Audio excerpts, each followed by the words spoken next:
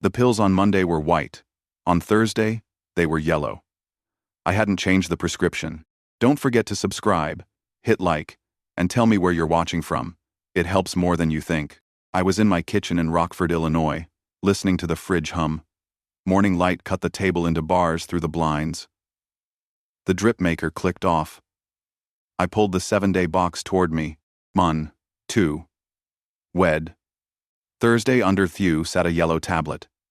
Monday had been white. Tuesday, white. Wednesday, white. I lifted the Thursday lid. The plastic was cool. The room smelled like coffee. Yesterday's mug had left a brown ring. I hadn't wiped it. A metallic taste sat in my mouth, the one that started after the mini-stroke in February. I told myself generics change. It happens. I took inventory. Pulse. Fine. Small tremor in the left thumb and forefinger. Present. Outside. A school bus sighed at the corner. Kids ran. Backpacks bouncing. The world moved on schedule. I set the yellow tablet in the light. It looked and felt different. Chalky sheen. Flatter edge. The imprint didn't match. On the white, M2. On the yellow, 62. I put them side by side and took a photo. On a grocery slip, I wrote the details and pulled an index card, plain, unlined, the size of a palm. I noted, color change W. Oh, notice. Different lot. Different imprint. Taste. Bitter. Metal. I didn't call my daughter. Lauren is quick and certain. Last week she'd said, "Dad, let me move everything to delivery. I'll handle the portal." I'd thanked her. I meant it then. I took my morning dose from a spare blister, white, not yellow. I keep a backup for delays. I swapped the stained mug for a clean one. The thermostat clicked and pushed warm air along the baseboard. Later I walked the River Park loop.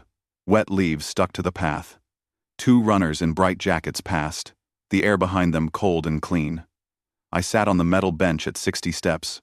Like always, my hands shook a little more than usual. The metal taste sharpened on the inhale. A couple shared a paper cup, arguing about who would drive. I counted breaths. I looked at my shoes, black and scuffed. Back home, I set both tablets under a small LED magnifier. Yellow looked like chalk, white like a smooth pebble. I copied the lot numbers. Email sat open on the laptop. Walgreens had sent a coupon. Under it, prescription update processed. I hadn't asked for an update. The message was boilerplate, but at the bottom, in tiny type, caregiver on file confirmed substitution. I read it twice. I opened notes and typed, pharmacy update WO consent. Check portal. Who authorized? The phone buzzed. Walgreens. Your order will be delivered today between 5-7 p.m. Another alert. Caregiver access updated. I hadn't changed anything. I filled a glass at the sink. Chlorine made the metal taste louder. I stood and swallowed. Set the glass down. Watched the ring of condensation spread. I slipped 2 tablets into 2 coin envelopes. Monday, white, and Thew, yell. Date. Notes on how I felt. Paper folds with a dry, certain sound. The fridge kicked louder, then settled. A Yosemite magnet held my list. Bread, eggs, trash bags. I added, nitrile gloves, spare magnifier. Navarro was on the calendar for next week. I pushed it 1 day later and added, pull portal logs, record lots, do not take yellow. Out the window, a kid on a skateboard nearly clipped a golden retriever. He threw up his hands, sorry, and laughed. The owner smiled anyway. Simple things working as they should. I let that sit for a second, then closed the Thursday lid. The click felt final. Then another notification slid in. Prescription management. Contact information. Updated. I hadn't updated anything. The doorbell rang. A cardboard pharmacy box sat on the welcome mat. Rain darkened at the edges. Inside, wrapped in bubble sheet, were 2 new blister packs. The tablets were pale yellow this time. A slip sat on top. Substitution approved. Caregiver signature on file. I carried the box to the kitchen. Set it on the table. The light was fading. Blinds half closed. Room striped in shadow. The fridge hummed. The heater kicked once. Then quiet. I slit the tape with a butter knife and laid out each pack in a row. Same imprint as Thursday. 62. Different from Monday's. The paper smelled of ink and dust. I read the line twice. Caregiver signature on file. My hand rested on the table. Flat. The skin along the palm trembled. I hadn't signed anything. I checked the Walgreens portal. My login rejected. Contact updated. The screen gave me Lauren's email as the recovery account. My own number, gone. On the stove, the kettle began to whisper. I let it go until it screamed, then turned it off. Steam clouded the window for a second before fading back into stripes of evening. I laid out another index card. Delivery yellow blister. Substitution slip. Signature, not mine. Portal access changed. I dated it. Photographed the box, the slip, the pills lined up like coins. Slid 2 tablets into a coin envelope, labeled and sealed. The phone buzzed with a blocked number. A recording played. Your prescription schedule has been updated. Questions? Call caregiver support. The voice was female. Even. Unbothered. I didn't call back. I poured what was left from the morning pot.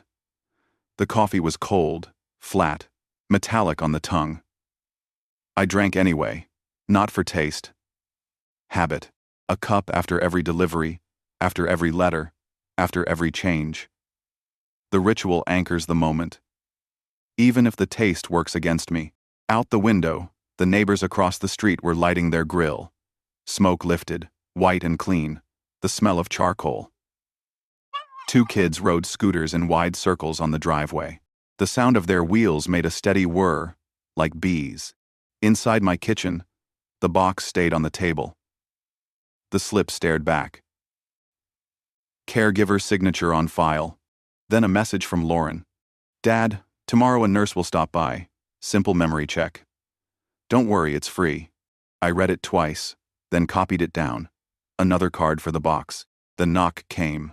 A woman in navy scrubs stood on the mat with a clipboard and a stainless travel mug. Vera Nicklin, RN. Her badge read. Coffee smell burnt and sweet came in with her as I stepped back and let her pass. The door shut with a dull click.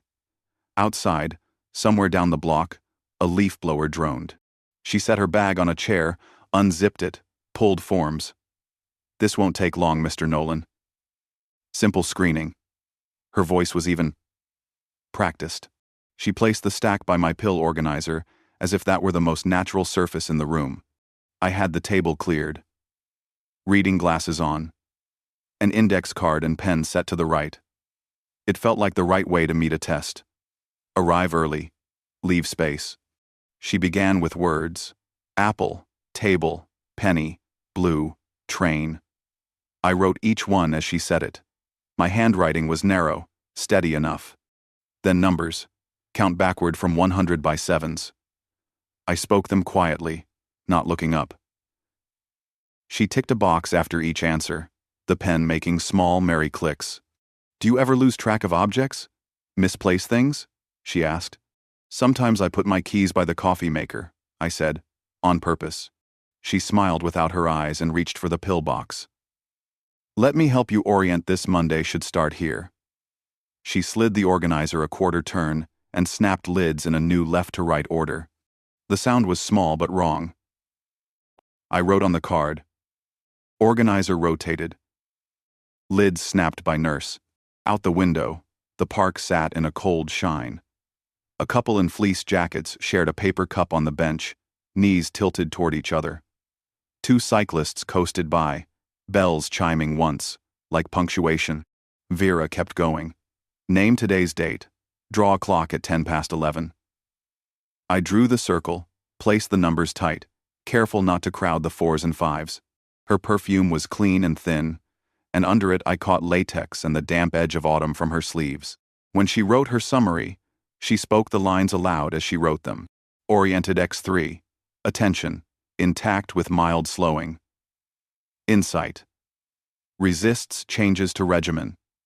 Hearing my life put into a row of boxes tightened something low in my ribs. I slid my phone onto the table. Screen up, recording on. For my memory, I said. So I don't leave things out. She nodded too quickly. Of course. I watched her forms instead of her face. Top right corner. Referral line. It didn't say Dr. Navarro. It said, Care Management Services. Lower down. Requesting party. Caregiver, on file. When she finished, she stood, capped the pen, squared the papers into a neat stack. You did well. I'll note that you're independent in activities of daily living. Then why the visit? I asked, same even tone as hers. Routine. The word left her mouth and hung for a moment like breath in cold air. She zipped the bag. The zipper rasped like a saw over soft pine. She let herself out. The seal on the weather strip made a soft kiss of sound. Her coffee smell stayed behind, settling into the kitchen with the fridge hum and the radiator tick. I sat and looked at the organizer. Thursday's lid was shut, but not the way I shut it. A fraction proud on the hinge. A fraction off. I photographed the box from above. Then from the side, the way the light took the edge of the plastic. I wrote, Exam concluded. Thursday. Lid. Not flush. Nurse referenced caregiver on file.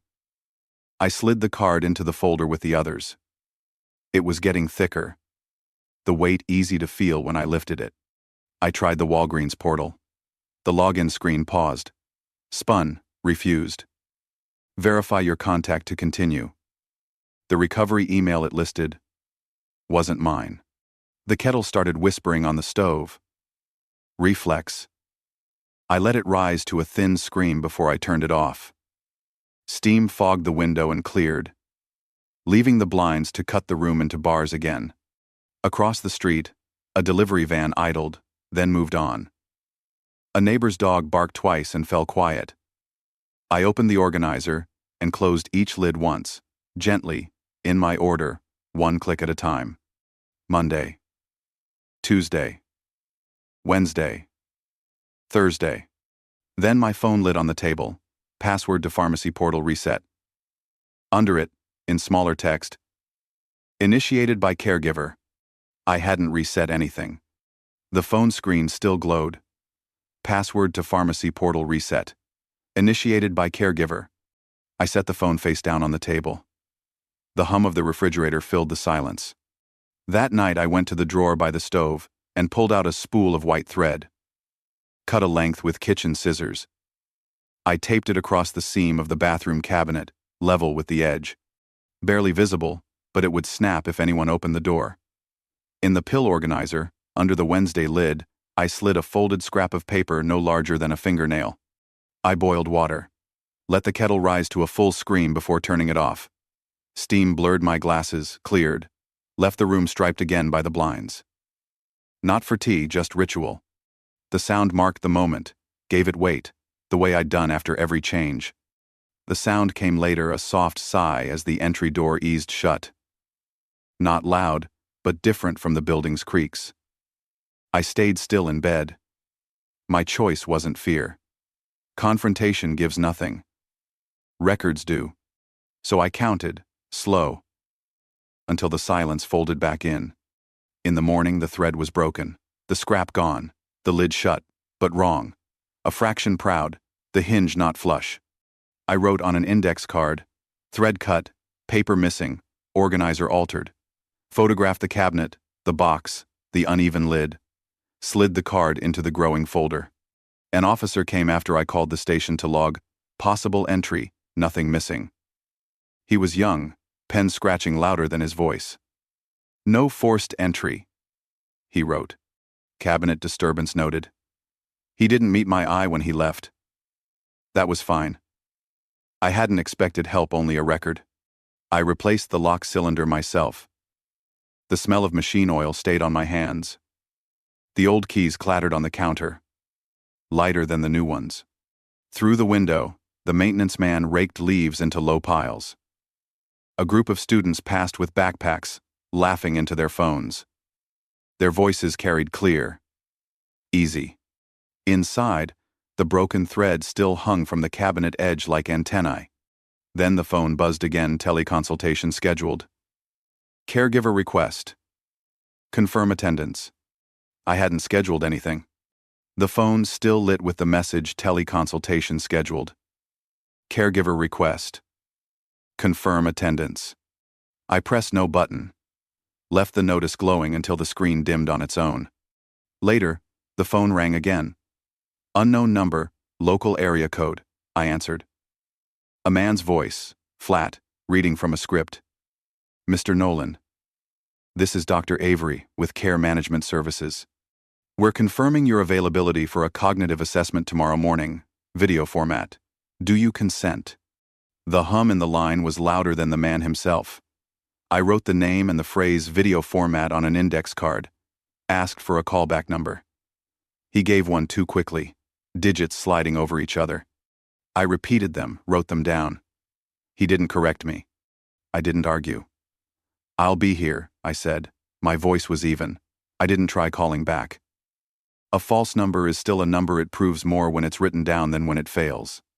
When the call ended, I opened the file folder, placed the card on top, and weighed it with the coffee mug. Inside, the stack was thick enough now that it pressed outward against the metal clasp.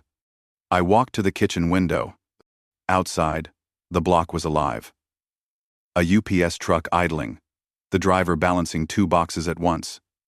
Across the street, a woman pushing a stroller, earbuds in, her head moving to music I couldn't hear.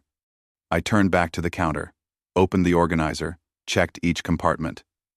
Monday through Thursday were intact, but the Friday lid clicked too easily, as if the hinge had been worked. I set it down flat, photographed it with the phone, the glare of afternoon light bright across the plastic. Another text arrived. Reminder, your telehealth appointment has been confirmed. Caregiver will join session. I hadn't invited her. The text still glowed on my screen. Caregiver will join session. By morning, I had moved the laptop to the kitchen table, cleared the surface, left only the organizer, the folder, and a legal pad lined in blue. The link opened itself. No login, no password. Just a window filling the screen. A man in a white coat appeared, the same voice from the call. His backdrop was a plain office wall, too smooth, no books, no certificates. I wrote, background blank, no credentials visible. Mr. Nolan, he said, thank you for attending. Your caregiver is present as well. Her square open next to his. My daughter's face, neat hair, calm smile. She didn't look at me, she looked at him. He began, I'll ask some questions. Answer as best you can. His tone was steady, the cadence exact, like lines memorized. He asked me the year, the date, the city. I wrote each on the legal pad as I said them. He asked me to repeat a series of numbers. I repeated, then wrote them in a column, digits careful, upright. My daughter nodded at each response, not at me, but at him. Halfway through, he said, now subtract 7 from 100, continue aloud. I did, voice even. 93, 86, 79. I wrote them as I spoke, pen scratching louder than the microphone hiss. Her screen flickered. She leaned closer. Doctor, could you note he seems fixated on writing things down? That isn't his usual behavior. I didn't look up. I wrote that too, caregiver, commented, fixated on writing. Through the window, the block was bright. A boy coasted past on a skateboard. Hoodie loose, wheels humming. A woman watered her porch plants from a plastic jug. The ordinary day framed the screen in front of me, where my own child sat with a stranger, evaluating my mind. The doctor concluded, we'll file this for review. Thank you, Mr. Nolan. The call cut without warning. The screen went black. I sat with the legal pad, filled with numbers, dates, and her sentence about fixation, tore the page cleanly, slid it into the folder. A new message arrived. Preliminary determination, moderate cognitive decline. Caregiver will receive documentation. Not me. The message still glowed. Caregiver will receive documentation. Not me. By evening, the hallway smelled faintly of paper and glue. A thick envelope lay inside my mailbox, return address from a law firm downtown. I carried it upstairs, set it flat on the kitchen table. Didn't open it right away. Boiled water. Let the kettle rise until it shook on the burner. Steam lifted against the blinds, blurred the room in white. When the sound died down, I slit the envelope with a butter knife. Inside, petition for guardianship. Language exact. Clinical. Subject exhibits moderate cognitive decline. Requires oversight. For financial and medical decisions. Date of filing already stamped. My daughter's name under petitioner. I laid each page flat, one by one. Photographed them with the phone, the flash reflecting off the legal letterhead. Wrote on an index card. Guardianship petition received, petitioner Emma Nolan. Slid the card beneath the stack, pressed my hand down until the paper edges cut against my palm. I didn't call the number on the letterhead. I didn't call her. Once it's filed, the fight isn't on the phone, it's in the paper trail. Better to let their words stand as they are. Through the window, a couple was unloading groceries from their car. Plastic bags looped around their wrists, their voices quick and easy. A dog barked once, sharp, excited. The sound carried clear up to my window. Life was unbroken. Ordinary. I stacked the petition, slipped it into the folder. The metal clasp strained now against the weight, like a jaw refusing to shut. The phone buzzed. Reminder, care team follow-up scheduled. Please prepare list of assets for review. Assets. Not symptoms. Not health. Assets. I set the phone face down, pressed my palm over it until the vibration stopped. The hum lingered in my hand like a phantom pulse. The phone still buzzed under my palm. Prepare list of assets for review. By morning, the buzz had turned into numbers. My bank app showed 3 withdrawals, each marked caregiver authorization. 200 here, 400 there. Then one for 900. I hadn't signed anything. I copied the amounts onto an index card, clean rows written sharp. Photographed the screen before it could refresh. Slipped the card into the folder. The paper stack bowing the clasp wider. The phone rang again, same local code. A woman's voice this time. Calm, rehearsed. Mr. Nolan, we're consolidating your accounts for efficiency. Your caregiver has initiated transfer to a managed portfolio. Less risk for you. Her tone was polite but carried no pause, as if answers were optional. I asked for the portfolio name. The institution. She hesitated. Then said, Guardian Trust, Cedar Avenue branch. I wrote each word. Asked for her title. She gave only care coordinator. I thanked her. Didn't argue. Ended the call. I didn't try calling back. When the bank already accepts her as signer, the objection isn't a phone call, it's a record. The document is stronger than my voice. Through the kitchen window, a boy in a baseball cap tossed newspapers from his bicycle, each landing with a flat thud on a porch. The sound repeated down the block, measured and steady, like a metronome. I wrote on the card. Call ended. Care coordinator. No surname given. The mail slot clattered. Another envelope, this one thin. Inside, a notice.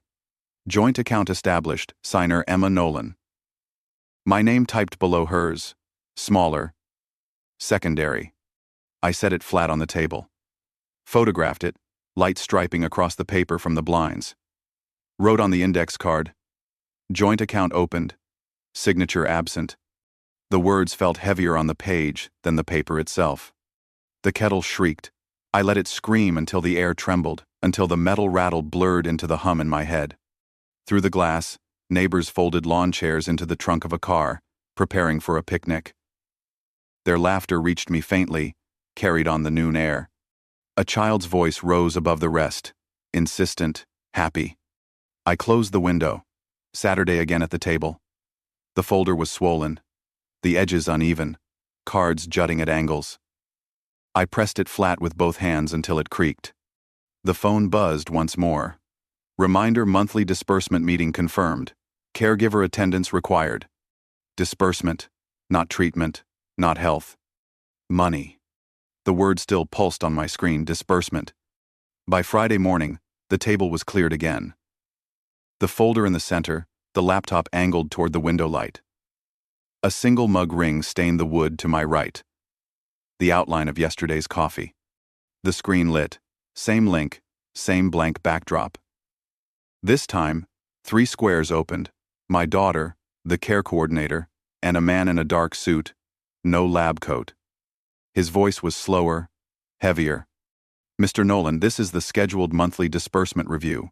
We'll walk through your assets and projected allocations. Projected allocations. The coordinator smiled, reading from a document. I could see the reflection of it in her glasses. Dark header, wide margins, paragraphs aligned like columns of a ledger. Joint account established, portfolio initiated. Caregiver is primary contact. She turned the page without pause. The lawyer's square didn't blink. He waited until she finished, then asked, "Do you consent to these arrangements, Mr. Nolan?" I wrote the question, the phrase "consent to arrangements," said nothing. The silence held. I counted it, pen steady against the paper. Then my daughter leaned closer, her voice quick, rehearsed. "Dad, it's safer this way. No more mistakes. You won't have to worry." I wrote that too. The words "careful" slanted on the page. The lawyer repeated the question. This time I answered, "I understand what's being said." My tone was even. The pen moved as I spoke acknowledgement. Not consent. I didn't argue further. There was no point. In their notes, I was already diminished secondary on the accounts, subject in the petitions. My voice would not override what was typed and stamped. The paper carried more weight than I did. Outside the window, the trash truck clanged against the bins, metal echoing down the block.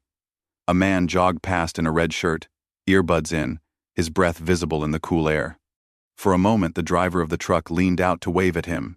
Easy, ordinary. The meeting ended. The lawyer's square vanished first, then the coordinator's. My daughter's image lingered longest. She didn't wave, just looked down, maybe at notes of her own. Then she was gone. An email arrived. Summary of disbursement review attached. Action items. Transfer to Guardian Trust. Caregiver approval confirmed. The attachment was a PDF, 6 pages. Bold font for assets under review, then rows of empty lines waiting to be filled.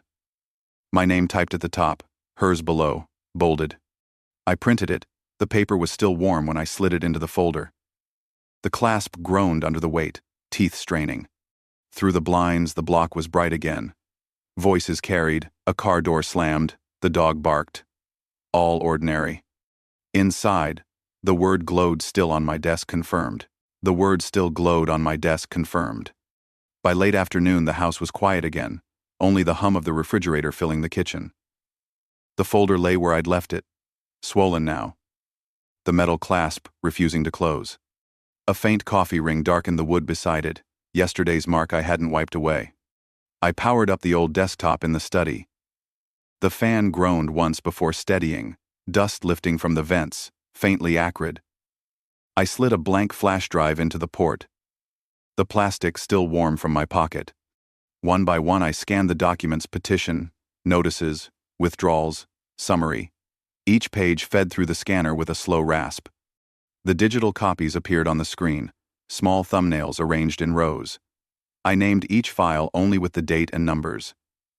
No subjects, no names, just the clock. Withdrawal, 312. Petition, 317. Summary, 347. The desk lamp flickered once, then steadied. I watched the progress bar crawl across the screen until it reached the end, then ejected the drive. Held it in my palm, small, weightless, almost absurd compared to the folder straining the clasp on the table. Through the window, the late sun fell across the neighbor's yard. Children had dragged a sprinkler into the grass, water arcing in silver threads. Their laughter rose and fell, sharp against the quiet hum of the machine beside me. I noted it on an index card, all documents copied to flash drive, slid it back into the folder. From the drawer, I pulled a fresh envelope, slipped the drive inside, sealed it with one firm press of my thumb. On the front, I wrote a name: James Holloway, attorney. A friend from years back, someone I hadn't spoken to in a decade. I chose him precisely for that. He wasn't in her circle, not in the local directories, not on any caregiver's preferred contacts list. An old address from memory, but safer than new. I thought about email, about uploading the files to some cloud. Dismissed it. Too exposed. Too easy for her to access. For a password reset in my name. Paper and plastic felt harder to erase. I walked the envelope to the mailbox on the corner. The metal door clanged shut, echoing in the hollow space inside. I stood for a moment, my hand still resting on the handle, as if that touch might anchor it. Then turned back. When I entered the house again, the phone was buzzing on the counter. Another reminder, bright against the dark screen: home visit scheduled tomorrow, 10 a.m., evaluation required. Evaluation. Not treatment, not review. Evaluation. The phone still glowed with the word evaluation. By morning, the house was staged for inspection, without my saying so. The pills aligned in their 7-day tray on the counter, labels facing forward. The chair angled to face the door, as if waiting for a guest. The folder locked in the study drawer, index cards stacked neatly beside it. Even the kitchen table wiped twice, until the surface shone. A white sedan pulled up outside. Engine cut, door shut. A woman stepped out in pale blue scrubs, hair pinned in a knot at the base of her neck. Clipboard tight under her arm, shoes white and new. She didn't glance around, eyes fixed on the walkway like she already knew the route. The knock came. 3 soft raps, then pause. She smiled when I opened the door. "Mr. Nolan? I'm here for your cognitive wellness check." The badge swung forward. Regional Health Services. No photograph, just her name typed bold. She sat across from me, unfolded the clipboard, pages clipped in perfect order. "Orientation questions first. Can you tell me the date?" I answered. She ticked a box with a black pen, ink spreading just a little on the thin paper. "Where are we right now?" I gave the street name, the town. Another tick. Then the shift. "Have you experienced confusion with your finances? Any trouble remembering where money is kept? Or how to access it?" I wrote a note on an index card: financial memory questions. Slipped the card under the folder edge, out of her sight. Through the blinds, the sprinkler still sat in the neighbor's yard, hose coiled loose, wet grass glinting.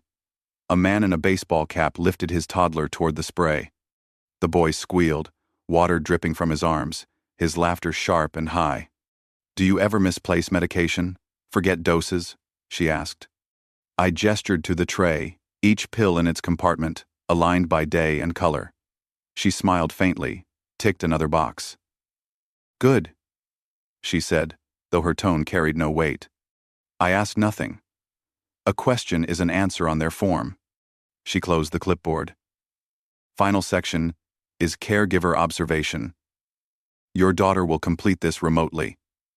She rose, smoothing her scrubs, already turning to the door. The latch clicked shut behind her. Silence thickened. On the counter, my phone buzzed. A new email subject line: preliminary evaluation report forwarded to court. Court. The latch still echoed in my ears. The email sat open on the screen, 6 pages attached. Preliminary evaluation report. The header was clean, state seal printed in muted blue, bold black font beneath. Cognitive wellness assessment. The file name carried a string of numbers, not letters, as if it had been generated by a system without a hand behind it. I scrolled slowly. Each section stacked like bricks. Orientation intact. Language intact. Motor function intact. Then the fracture. Memory lapses observed, caregiver confirmation required. A box already marked with a check. I leaned closer.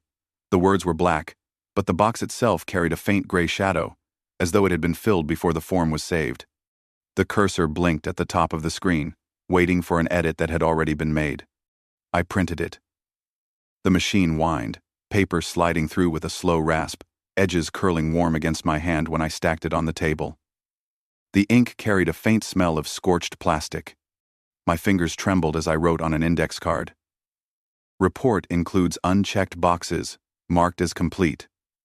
Slipped it into the folder, the corner of the card pressing into the bulge of other papers. Outside, the sprinkler had been dragged further down the neighbor's yard. Children barefoot now, chasing each other in circles, feet slapping the wet concrete. Their laughter rose and broke apart on the breeze. Through the open window came the smell of cut grass and damp earth. Page 3. Financial awareness, moderate impairment. Needs supervision with accounts, bill management, investments. Page 4. Medication adherence inconsistent. Reports of missed doses. Reports. Not mine. I saved the file to the flash drive. I printed a second copy. Originals vanish. Paper remains. On the final page, a signature line waited. No name, only a stamp.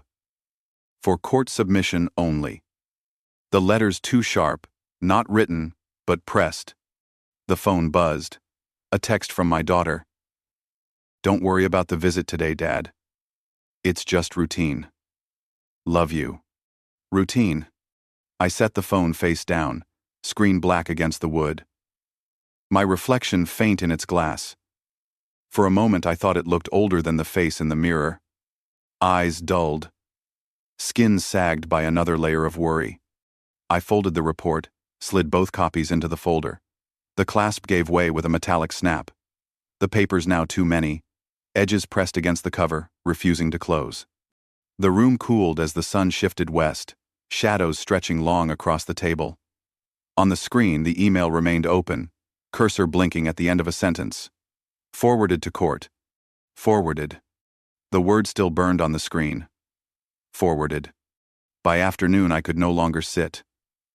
The folder lay swollen on the desk, its clasp bent. Pages pressing outward like breath against ribs.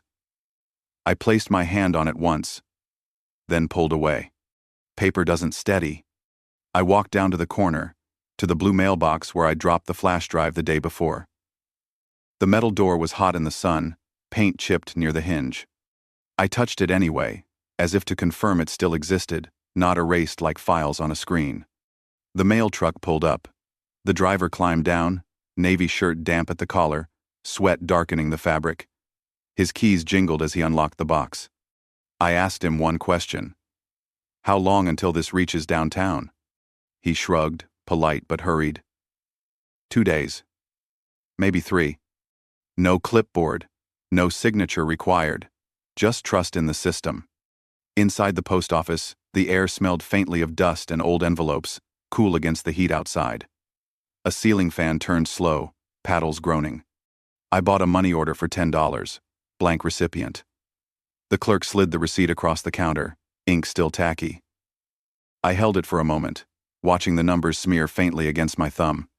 Proof of being present, in a place, at a time. When I stepped back outside, the light was too sharp. Cars rolled past with their windows down, music leaking into the street. A couple leaned against the hood of a silver sedan, eating ice cream from paper cups. One dropped a spoon, bent laughing to pick it up. The world moved smooth, unmarked. By the neighbor's fence, the man in the cap was trimming hedges, the sprinkler coiled and dry at his feet. His boy tugged at his sleeve, holding a crayon-scribbled page. The man lifted the boy up, kissed the crown of his wet hair. I watched a moment too long. Turned away before the boy noticed. Back inside, I opened the folder again. The printed report lay on top, the last page with its empty signature line. Only now, faintly in the margin, I saw an impression, letters pressed but not inked. A ghost of a name, shallow in the fibers. Not mine. I thought about taking a photo, then dismissed it. Screens blur, paper keeps its mark. I placed a fresh index card on top. Signature mark observed, not written by hand. Pressed it flat, the pencil lead smudging slightly under my thumb. The house settled around me, wood creaking as the heat shifted. Somewhere a dog barked twice, then stopped. My head felt heavy, the metallic taste back at the edge of my tongue. On my phone, another message blinked in. Reminder: hearing preparation begins next week. Attendance required. Hearing. The word still echoed. Hearing. The folder was open again. Papers spread across the desk like tiles in a broken floor. The edges cut against each other, refusing to align. I began to stack my own record, a counterweight. Receipts, notes, copies. I logged into the bank. The cursor spun, then settled on a page too clean. White screen, blue banner, nothing else. No transactions available for this period. I refreshed. Same blankness. I clicked the Archive tab. A message appeared. This document is not currently accessible.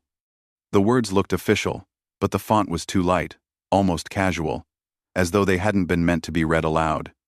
I wrote on an index card, "Account history absent," slipped it into the folder, under the tab marked Financial. The fan overhead chopped at the silence, blades ticking faintly at the end of each turn. From outside came the low thrum of a mower. A teenager pushed it in slow rows across the neighbor's lawn, headphones over his ears, nodding to music I couldn't hear. His arms steady, his body loose. A rhythm without weight. I stared back at the screen. Empty. I thought of taking a screenshot, but dismissed it. Screens vanish. Paper keeps. A call to the bank would place me on hold, my words recorded, twisted, refiled. Not evidence ammunition. I opened the lockbox by my desk. Inside, last month's paper statements lay flat, edges curled faintly from heat. I ran my hand over them. The paper carried the faint mineral smell of toner, numbers etched dark and final, not light, not erasable. I compared the totals to what I remembered from the login screen a week ago. They matched. Proof then, at least for now. I slid the pages into the folder, between the evaluation report and the money order receipt. The clasp strained again, metal whining faintly. The phone buzzed. A new email. Reminder: submit financial affidavit before hearing. I opened it. Blank spaces waited for figures, each line underlined, sterile. But in the margin already typed, faint gray. Caregiver assistance recommended. Not a field, not optional. Already printed into the form itself. I leaned back, hand pressing against my chest. My heart stumbled once, then steadied, leaving a metallic taste on my tongue. I closed the laptop. The fan above ticked once and steadied. My reflection in the black screen looked back. Thin, dim, nearly transparent. Assistance. The word still pressed at me. Assistance. The knock came. Not the hard rap of a neighbor, not the shuffle of a package drop. 3 measured taps, then silence. I opened the door. No one stood there. Only an envelope. Wedged tight into the frame. Cream-colored, heavier than ordinary mail. Its edges were cut sharp enough to bite at the fingers. No return address. My name printed in block letters, machine perfect. Too dark, against the pale paper. I carried it to the kitchen. The folder already lay open, papers spilling from its bent clasp. I set the envelope on top. Its weight seemed greater than paper alone, as though it carried something denser, less visible. I ran my thumb along the seal. I considered leaving it closed. A sealed envelope stays potential, not proof. But evidence unopened is evidence wasted. I picked up the butter knife from the counter, slid it under the flap. The glue cracked, faint and sticky, releasing a smell of cardboard and dust. The paper unfolded stiff, creasing loud in the quiet. Notice of hearing.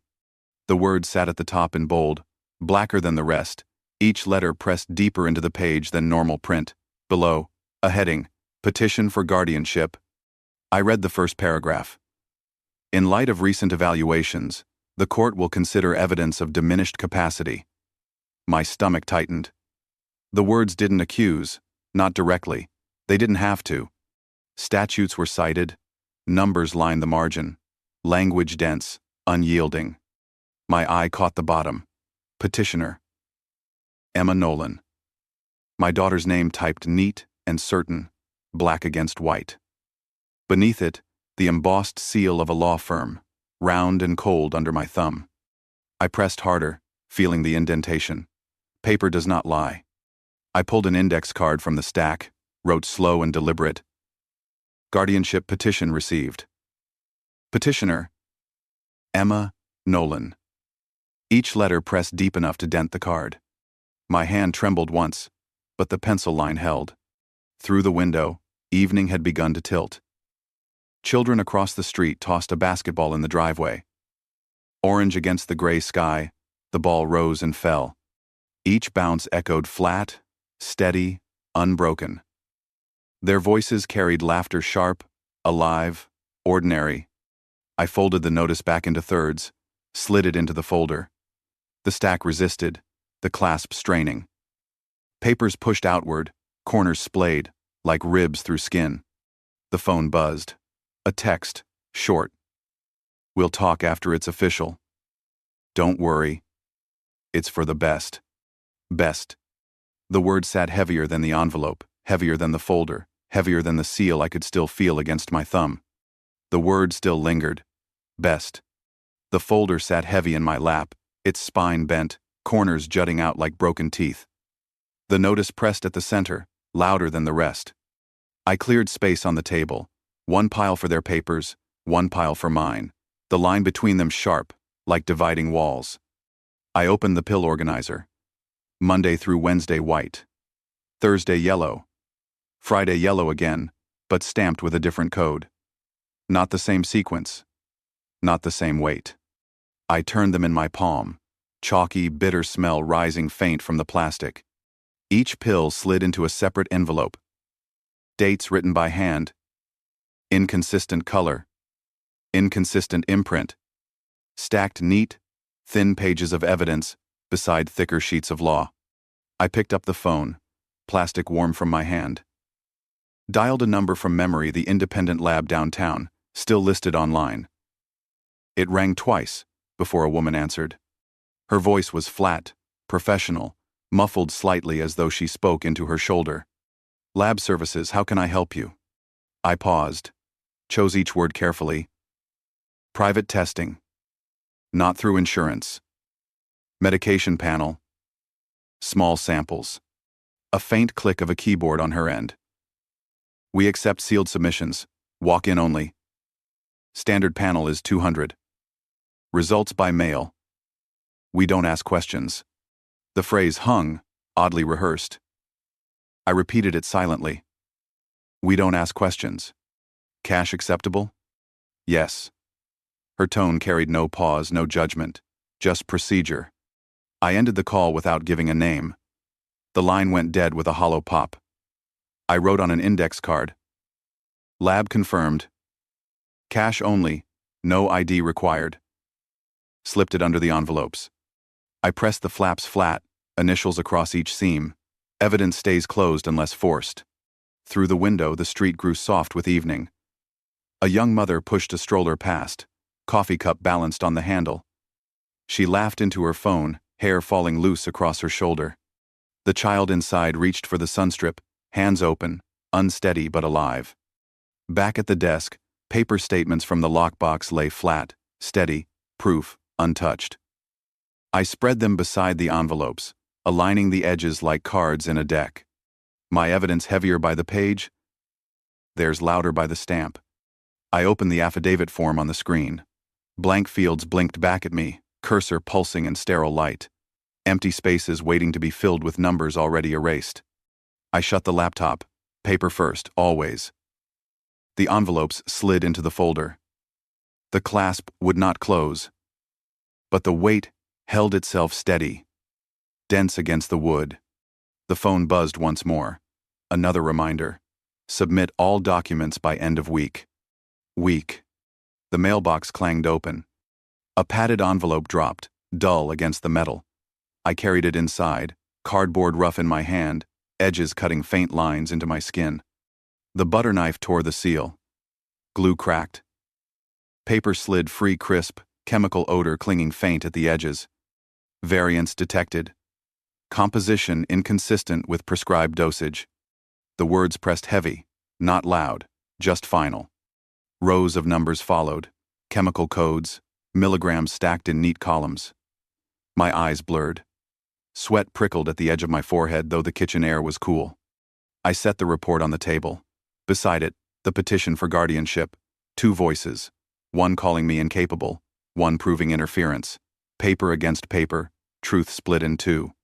I reached for an index card. The pencil slipped once, almost dropped. I pressed harder, carving grooves. Lab confirmed substitution. Inconsistent dosage. The graphite cut deep. Letters heavy. The folder sagged across my knees. Pages shifted sharp, corners digging through cloth, marking skin. My thighs burned under the weight, though it was only paper. Outside, the street tilted darker. Basketball game over. Driveway empty. The net swayed once in the wind. Porch lights blinked on. One by one. Halos soft in the dusk. The phone buzzed. Hearing scheduled. County courthouse. 9 a.m. Not a warning. An appointment. I closed the folder. The clasp bent, refusing, but the weight kept it shut. Their words and mine. Bound now. Inseparable. The refrigerator hummed steady. A pipe ticked once in the wall. Silence after. No voices. No footsteps. Only the folder warm on my knees. I wrote one final card. All evidence logged. Case divided. Letters straight. Square. I placed it on top. The pencil rolled from my hand. Tapped once. Spun. Stopped. End. Thank you for watching Final Truth. Your support means the world to us. If this story kept you hooked until the end, don't forget to like, share, and subscribe. Every day we bring you new tales of family secrets, hidden motives, and twists you won't see coming. Turn on notifications so you never miss the moment the truth comes out. And remember, here at Final Truth, every ending is just the start of another story.